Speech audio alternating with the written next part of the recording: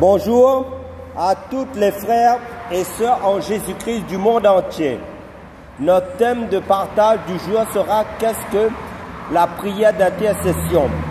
Concernant le ministère d'intercession, la prière d'intercession, alors, avant de lire les textes bibliques, d'abord, voyons la définition de l'intercession. Intercéder, c'est parler en faveur d'eux. C'est parler en faveur d'eux. Le dictionnaire vous donnera comme définition. Alors la prière d'intercession est tout simplement une prière à travers de laquelle on parle en faveur d'une personne, d'un pays, d'une nation. Voilà donc la prière d'intercession va consister à s'adresser à Dieu en présentant des besoins, en présentant des personnes qui concernent d'autres personnes que généralement que nous-mêmes. Celui qui intercède, une personne joue le rôle d'intermédiaire qui vient essayer de rendre favorable certaines choses aux yeux de Dieu. On peut bien sûr intercéder pour soi-même. Le mot pour cela dans ce cas est le mot de la prière. Voilà, l'intercession, c'est plaider en faveur d'eux. La Bible nous parle d'intercession. Jésus intercède, le Saint-Esprit intercède. Donc, l'intercession est quelque chose d'extrêmement important dans la parole de Dieu. Nous allons comprendre par la suite.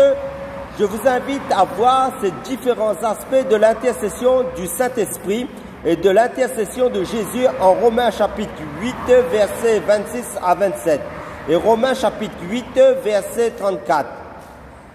Nous faisons la lecture, il est dit en Romains chapitre 8, versets 26 à 27, de même aussi l'Esprit nous aide dans notre faiblesse car nous ne savons pas ce qu'il convient de demander dans nos prières. Mais l'Esprit lui-même intercède par des soupirs inexprimables et celui qui sonde les cœurs connaît la pensée de l'Esprit. Parce que c'est selon Dieu qu'il intercède en faveur des saints. Romains chapitre 8, verset 34 dit ceci. Qui les condamnera? Christ est mort, bien plus. Il est ressuscité, il est à la droite de Dieu et il intercède pour nous. Voilà deux passages des Saintes Écritures qui nous présentent l'intercession en notre faveur menée par le Saint-Esprit et l'intercession en faveur des humains, des croyants, menée aussi par Jésus-Christ, à la droite du Père. Est-ce que Dieu aussi, le Seigneur, souhaite que nous puissions intercéder, que nous-mêmes puissions parler en faveur d'eux? Oui.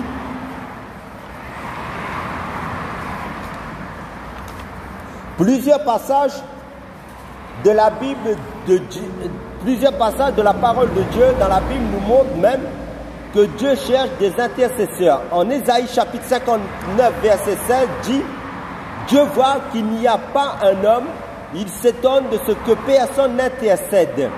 Alors son bras lui vient en aide et sa justice lui sert d'appui. » Donc, en Ésaïe chapitre 59 verset 16, nous révèle que Dieu cherche des hommes, des femmes qui vont faire des prières d'intercession.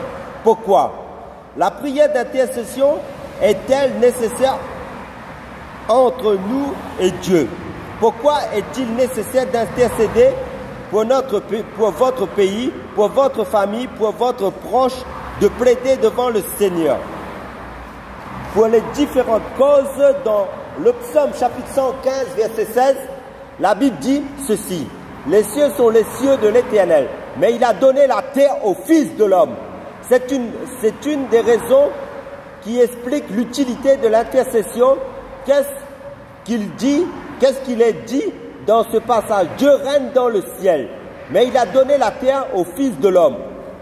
Il faut donc comprendre que rien n'arrive sur la terre parce que la terre, Dieu l'a confiée aux humains. Rien n'arrive sur la terre sans qu'un homme ne l'ait permis. Il faut que les humains permettent cela. Lorsque Dieu veut venir sur la terre pour sauver, l'humanité, il a fallu que des personnes acceptent, il a fallu que Marie accepte de recevoir le message. Lorsque Dieu veut communiquer, veut parler avec le peuple, il a besoin d'une personne. Et se dit, Seigneur, ok, fais de cette personne un véhicule. Son message. Cette personne va véhiculer son message. Regardez même, le Seigneur a voulu sauver l'apôtre Paul. À l'époque, Saul de Tarse, il a visité Saul, il lui a montré une lumière. Le Seigneur lui a dit, pourquoi me persécutes-tu? Mais le Seigneur lui dit, va dans tel endroit et le Seigneur va ordonner à une personne de venir évangéliser l'apôtre Paul. Pourquoi Dieu lui-même n'a-t-il pas fait l'œuvre de l'évangélisation? On voit aussi dans le cas de Corneille, Pierre a eu une vision de Dieu et par la vision de Dieu, Dieu lui dit, va dans un endroit, un homme qui me cherche va lui parler de moi. Va lui parler de moi. Donc on constate que quand Dieu veut faire quelque chose sur la terre, Dieu se sert toujours des hommes. En respect à ce qu'il a dit dans le psaume chapitre 115 verset 16. Les cieux sont les cieux de l'Éternel, mais il a donné la terre au Fils de l'homme. Donc Dieu même, pour agir en faveur des hommes, nous utilise comme canal intermédiaire. Il en est de même aussi lorsque des choses sur la terre doivent être agréées dans le ciel, nous pouvons aussi jouer ce rôle d'être ce canal-là entre certaines faveurs qui vont venir du ciel sur la terre.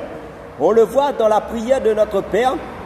Nous prions ici, notre Père qui es aux cieux, que ton nom soit sanctifié, que ton règne vienne, que ta volonté soit faite sur la terre comme elle est faite dans le ciel. Cette première partie de la prière de notre Père est une intercession. Qu'est-ce qu'on est en train de dire? Seigneur, que ta volonté est faite dans le ciel. Tu règnes dans les cieux, mais elle n'est pas totalement parfaite, faite sur la terre. Que ton règne vienne, que ta volonté soit faite sur la terre comme elle est faite dans le ciel. Autrement dit, Dieu ne fera pas sa volonté sur la terre sans que nous lui ayons autorisé. Ça vous paraît être choquant de voir que Dieu a besoin de notre autorisation, mais il faut comprendre, c'est ça le sens de la prière. Dieu ne veut pas bénir va pas bénir ta famille, tes enfants et tes projets si tu ne parles pas dans une forme de prière, si tu ne parles pas. Parce que Dieu respecte ce qu'il a fait. Dieu t'a confié quelque chose. Dieu a confié des choses à l'homme.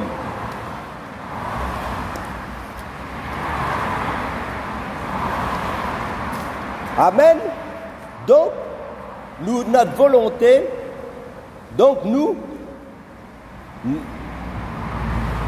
volonté voit la volonté de Dieu.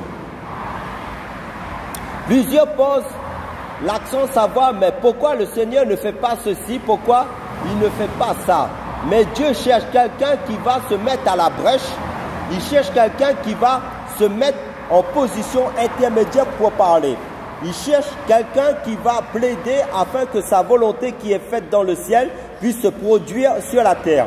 Et cela, le ministère de l'intercession. L'intercesseur est une personne qui vient là, qui comprend les besoins, qui sait les choses qui sont anormales, qui va plaider afin d'être le canal de l'exaucement et le canal de l'intervention de Dieu. Le Seigneur cherche des intercesseurs, comme nous l'avons pu le lire. Regardez, il y a beaucoup de drames qui arrivent sur la terre et de difficultés qui arrivent sur la terre. Parce que beaucoup ne comprennent pas l'utilité de la prière d'intercession. Dans le livre d'Ézéchiel chapitre 22, je lis à partir du verset 29 jusqu'au verset 31. Je vous exhorte je vous exhorte pratiquement à lire tout le chapitre 22 d'Ézéchiel chez vous. Le Seigneur se plaint, le malheur va frapper sur la terre. Il va y avoir des problèmes parce que le peuple a péché, parce qu'il y a de l'iniquité.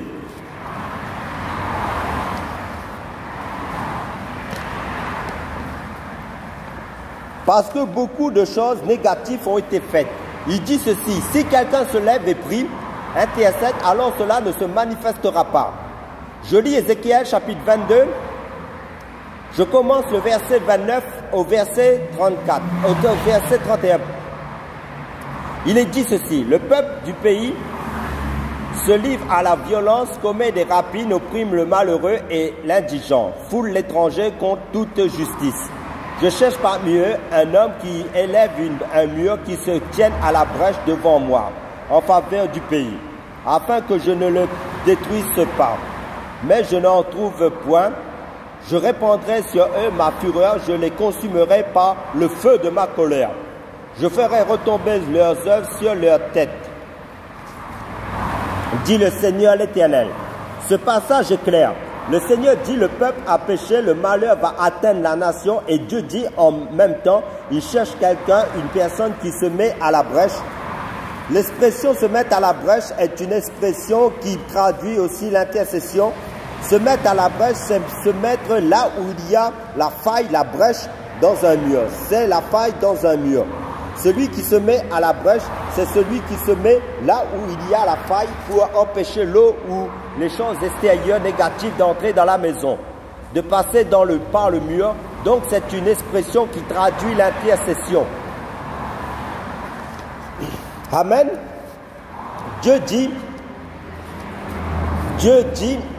il cherche quelqu'un qui se mette à la brèche pour parler en faveur du pays, afin que le pays ne soit pas détruit. Lorsque des hommes sèment des choses négatives, il va leur arriver le malheur. C'est la loi de cause et d'effet.